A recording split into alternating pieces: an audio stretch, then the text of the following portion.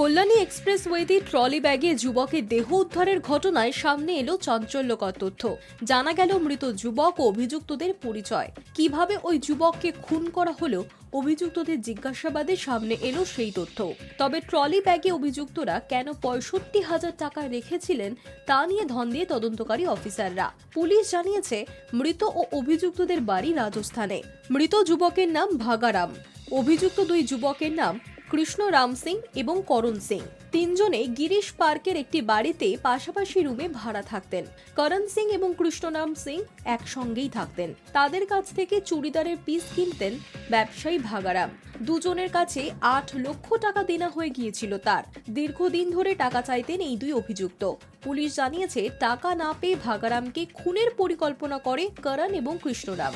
ভাড়া বাড়িতেই প্রথমে কফির সঙ্গে বিষ মিশিয়ে খাওয়ান ভাগারামকে। ভাগারাম অচৈতন্য হয়ে গেলে তাকে প্রথমে শ্বাসরোধ করা হয়। তারপর গলার নলি ধারালো অস্ত্র দিয়ে কেটে দেন ওই দুই অভিযুক্ত। সেই মৃতদেহ ট্রলি ব্যাগে করে প্রথমে নাগেরবাজার নিয়ে আসেন।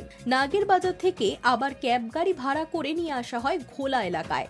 মঙ্গলবার রাতে ট্রলি ব্যাগে মৃতদেহ নিয়ে এসে কল্যাণী এক্সপ্রেসওয়ের ধারে ফেলে যাওয়ার পরিকল্পনা ছিল বলে পুলিশ মনে করছে। কিন্তু ক্যাব চালকের সন্দেহ হওয়াতেই ধরা পড়েন এক অভিযুক্ত। রাতেই গ্রেফতার করা হয় করণ সিংকে। সেই সময় পালিয়ে গিয়েছিলেন কৃষ্ণরাম সিং। করণ সিংকে নিয়ে বিভিন্ন জায়গায় তল্লাশি চালিয়ে কৃষ্ণরাম সিংকে গ্রেফতার করে ঘোলা থানার পুলিশ। High news network.